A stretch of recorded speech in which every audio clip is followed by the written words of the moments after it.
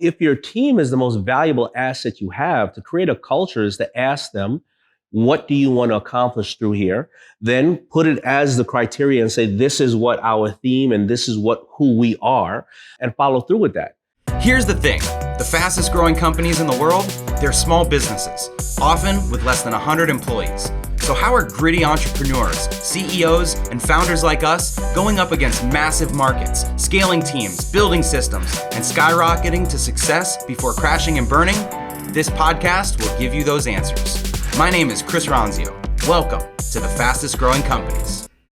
Welcome back, everyone. I'm Chris Ronzio, and this is the fastest growing companies. Now, usually I have founders on here and ask them to introduce themselves and their business, but today we've got Daymond John, the man that really needs no introduction. Thanks for having me. What's up? Thank you for the hat, by the way. Oh, you kind of took it from me. I'm going to be rocking it all week. I appreciate it. So this show is all about the infrastructure of growing businesses. Yeah. Whether someone's going from one person to 5 or 10 people, or they've got 10 or 15 and they're going to 100.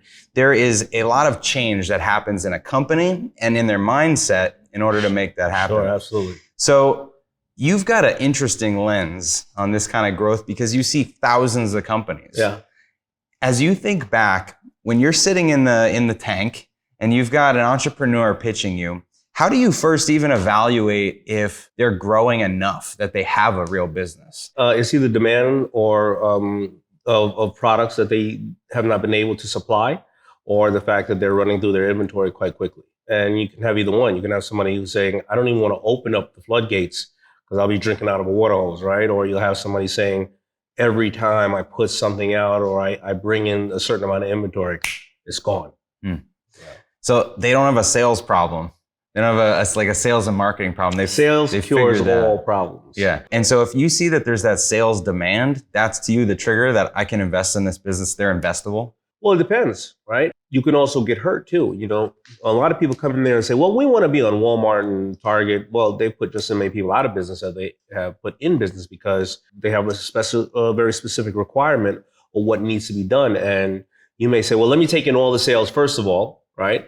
All of a sudden, you don't deliver in a certain amount of time. In my business, I couldn't deliver winter goods in the winter. I had to deliver them before the winter was coming. Yeah. Right. So the demand is one thing, but then structure and foundation and processes is another thing, because you can have a lot of sales and, you won't be able to take it. You will have heavy overturn with people. You can't source people the right way.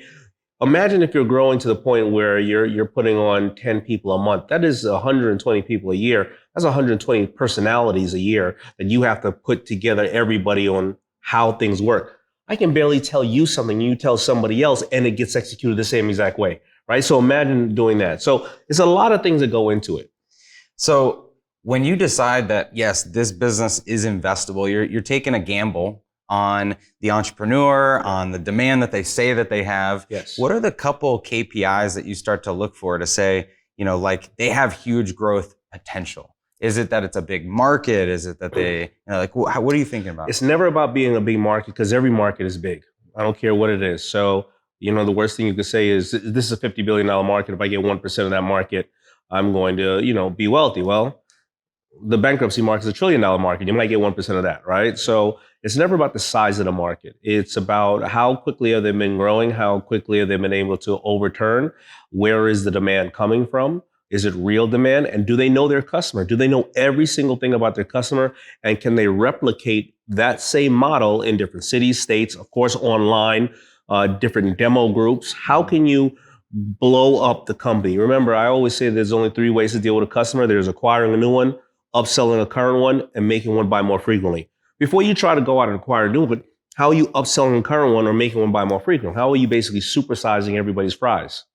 So when you think about buying more frequently, is it expanding products? Is it you've got more SKUs? I know like you did that with Fubu, but there's also a benefit to being a niche type company, right? That you've got a certain thing and you just focus and you just do this. So which side do you? There's no one way to do it, because if you look at it, Under Armour and my company, we started out the same exact year.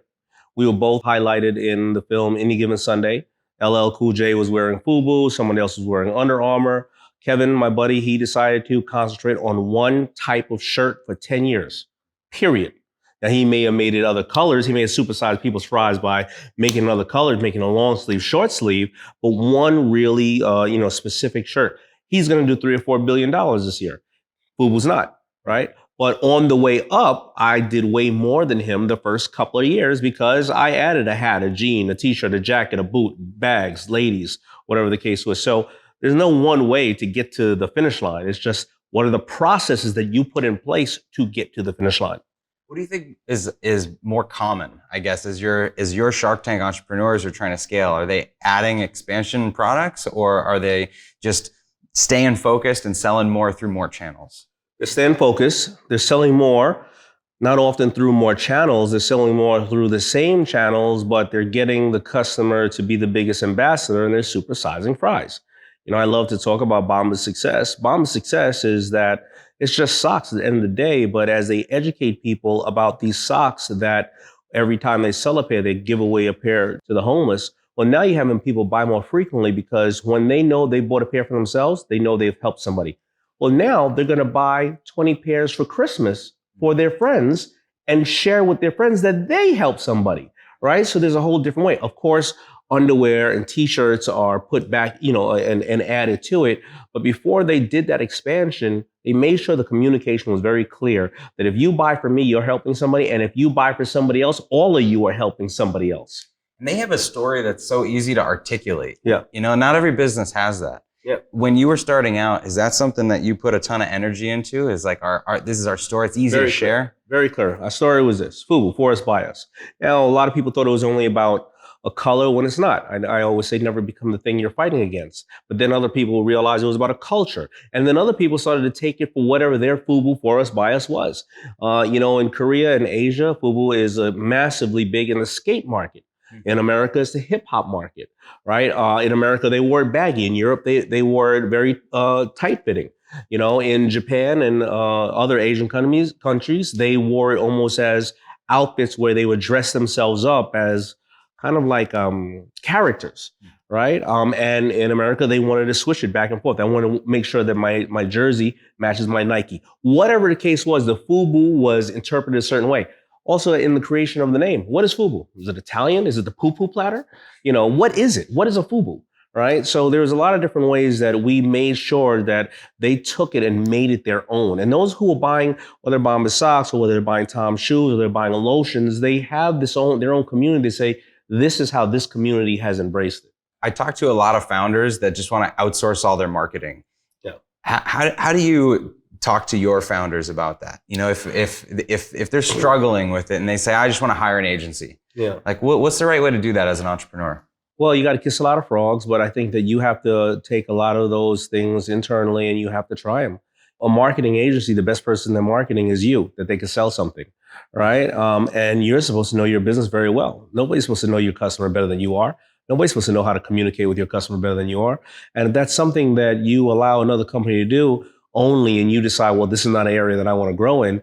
Well, if they decide that they want to hold you hostage, then what happens, right? You got to either pay them more or they leave, and then you got to go and search for more people. So, sourcing marketing, I believe that's something that you should really have a good hand on the pulse when it comes to that. Social media conversion, communications. You don't want to be the victim of your own success because you paid for somebody else to do it.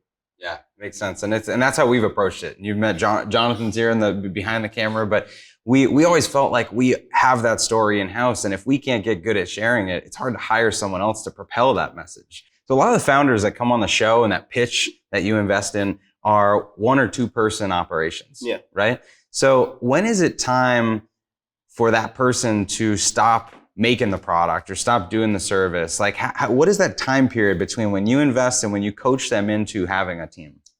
When, again, sales can manage these things. Now, some founders decide to work a day job and then work a night job and do it for a long period of time. But when sales can command that, you can bring in somebody to replicate what you do. That's the person that you should be hiring, the person that can do what you do, because at least you know what that person's job is. And if they suck at it, you know not to hire them. And if they're a rock star, at least you can leave that so you can go and start managing other areas of the business or outsourcing other areas of the business. And that's my theory. Other people come in and say, well, you need to know where your weaknesses are. And, you need to hire the people that are good in the areas you are weak at. Yeah, you can, but are there ways that you can have triggers set forth in hiring them? 3-month test, 2-month test, 1-month test, hit this certain level of stuff like that. So you both can kind of learn how you work together and learn where the brand is going collectively. The brand and your company and your product or service will go various ways that you will never expect it to go. But are you open to that anticipation and being able to deliver on that? Last thing you want is a customer who's seeking you out and you're saying, I don't want you, I don't care for you, or I don't care about you. So when you think about your portfolio and all these companies, there's some like Bombas that have scaled dramatically, and there's others that maybe have maintained a great lifestyle business and have provided for their family. Sure. So is there a theme for the ones that really tend to take off that have, 10, 50, 100 people? Yeah, the ones that tend to take off are not egotistical. They're servant leaders. They serve their staff. They serve their customers. They serve the market. They take actionable steps. They act, learn, and then they repeat, and they see where did we learn from what went on. They allow their team to be people who they hired to be to lead. They keep educating themselves on where the market goes, and they usually laser focus on exactly what they're doing. And they know their why they're serving. I tend to find the ones that fail are the ones that feel, oh, the shark is going to solve all my problems. Well, the shark could solve all your problems. Then Fubu would be called Nike, right? And by the way, this is your problem. I'm supposed to help you with it, right? They're the ones who are egotistical. They feel that being a leader is somebody who can point to everybody and say, you get me coffee, you're hired and you're fired. When no, you're the first at the office, the last to leave. You often the last getting paid, and you thank everybody for your success and blame only one person for your failure. And a lot of those are the ones that fail and they go by the wayside. The other ones are the ones that constantly take inventory. And again, they keep serving, they keep listening to their customers. They know a customer complaint is still an investment in the company. Yeah, so the ones that are egotistical and they don't show up and they're not willing to get their hands dirty. I mean, that sounds like a cultural thing, right? Like it is the building blocks of culture to have an early team that shows that work ethic and demonstrates that. And so is there anything that you suggest in terms of building blocks of culture, intentionality of culture? Getting to know the people that work for you and what is their why. You should be able to describe yourself in 2 to 5 words, right? Because it's like I say, it's Apple think different, Nike just do it, Fubu Bias. And if you can't describe yourself in 2 to 5 words, well, then you don't have a compass to take you where you're going. And you also leave it up to other people to interpret. But also ask your staff, what is the 2 to 5 words? You'll find people that are very passionate about charitable or social issues, and they can still walk and chew bubble gum at the same time. And they'll bring that passion into your company. You look at some companies like 3M or Google, where they say 20% of the work you do is not supposed to be spent on anything related to this company. Hence, those people go out and work on things that are fulfilling to them. They come back and all of a sudden you find Gmail, you find Google Maps out of these people who are passionate about bringing something back to the team. So if your team is the most valuable asset you have, to create a culture is to ask them, what do you want to accomplish through here? Then put it as the criteria and say, this is what our theme and this is who we are, and follow through with that. It's hard to lead people if all they're listening to is from the top down. Right? Because then you and I may go, well, we're not doing that this year, and Tom is going from here, and Susan's going from here. We're not doing that. If it comes from within the team, they go, this is what we believe in, and that's just what I find is consistent. And I had to learn it the hard way. I had to get better at understanding. As I was growing my company, I didn't realize that every 50 people, we need a 1 HR person. Right? After you get to 120, 150 people in the company, you stop knowing other people's names, right? I had to start learning that the hard way. And that's probably some of the reasons why Fubu had slowed down at some point. But thank God I was dumb enough or smart enough to figure it out after that and go, wait a minute, what am I doing here? And we started to correct that curve that was going down because of the lack of culture. Yeah, culture is important. I mean, it's something that a lot of the founders I interview talk about. It's a mistake that they made. I didn't think about it until we got to a certain size. I wish I had done it sooner. Is there like a cadence of check-ins or something you recommend to be in tune with your people and not let it slip? No, it's to know that you don't know what you don't know, and it's to go out and get the proper mentors. For somebody who is running into and opening a business, you first have a desire to feel like something's not being done correctly in the world, and I can make a better mousetrap, or I can transition a person from this place to this place in their life. But if you and I, we happen to get into a sports and it happens to be whatever, a more male dominated sport, when we start bringing in people of other genders, other ages, other ethnic backgrounds, we were just so busy trying to get the business together. I mean, I think that's what you've seen happen with the Ubers of the world, where it was just a boys club at first. And as it grew, you have to have people around you who are saying, are we making sure we're hacking ourselves? Are we making sure that we're serving and we look like the people that we serve? You know, I don't think Uber was a bunch of everybody was just white males taking Uber. I don't believe that was the case. And as you started to look and see the people that you are serving, do you bring in the people that also can help you serve those people? And it's not only the right thing to do, but it's the most profitable thing to do. You know, the reason I exist is because the Gap ended up spending $30 million airing an ad with LL Cool J, and LL wore that hat in the ad and said, Fubu, Forest Bias on the low in the ad. Now, they're trying to hit the hip hop market, but unfortunately, they spent $30 to $40 million on a television show, on a commercial that they didn't pull down for 5 weeks because nobody in the office listened to hip hop. That's why I'm here, right? So I think their ignorance was great for me. However, for them, it hurt at that point. So again, it goes back to saying, if you're going to serve people, make sure that you look like the people you serve and always hack yourself. I know that even I can still do better. After the whole George Floyd thing happened, I talked to my staff and I realized that out of our 20 interns, only 2 of them were people of color. Why?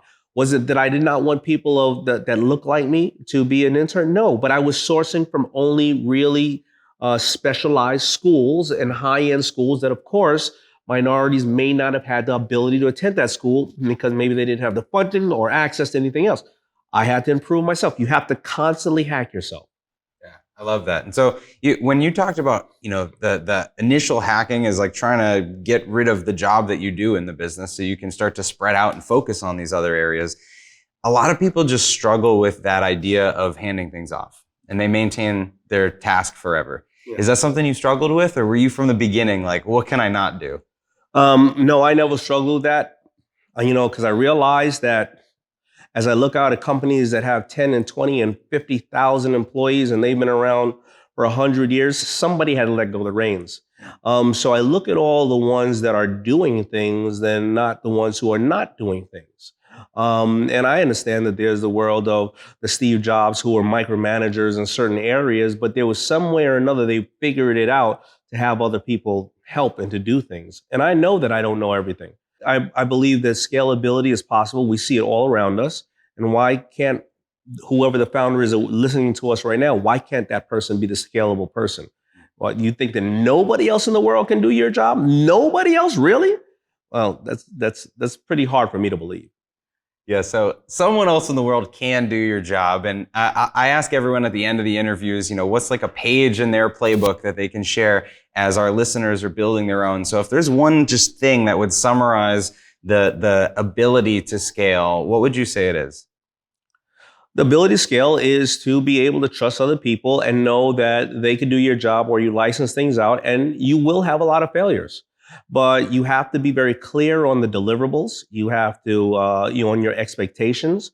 And sometimes it won't work, but don't get discouraged by that and say, well, this is never going to be possible, right? So that's the way that I've learned to scale businesses, by licensing out things or yes, hiring agencies, but generally after we can give them the DNA and say, all right, I have 2 in-house people or 3 in-house people. We're going to oversee you. And I know you have 100 people to do this job, but here's our requirements. And if you can't deliver on these requirements, then we're moving on in this short period of time. But at least I was able to give them the roadmap. And that's what you're also supposed to do with your customer. You're supposed to let them know who you are as a company and let them be able to go and be the smartest person at the water cooler Monday morning by saying, do you know what Fubu is? Do you know what Apple is? Apple's very simple, right? Listen. Think different. Steve said, I'm not going to talk about how much more memory or how much more we have in this computer. Everybody has that. But we are going to make sure that you think different. And we're going to take the old MP3 player and we're going to make sure that we save you time. Now you got to run around with cassettes and CDs. We're going to put all that. And by the way, when you go into our store, people are going to have nose rings this big, but they're going to be some of the smartest people that you ever saw in your life. Where you think they're going to be raving somewhere? No, they think different. It's easy to tell people's story.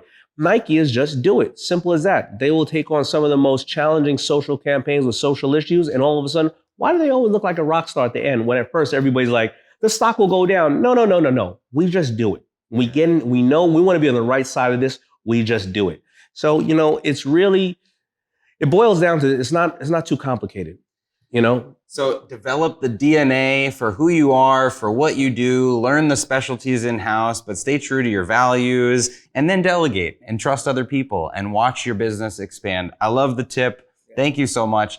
Daymond, everyone can watch Shark Tank. They can see you on Instagram. Is there anything that you want people to check out at the end of this? I think they should just check out Trainual and what we're doing, because I think this is absolutely amazing. I wish this was around when I was creating my company. I think it's extremely, extremely valuable. It's going to save time, energy, and let you go and do the things that you can concentrate on the most. And the only thing we can ever sell people in this world that they'll never get back is time. And I think that's critical.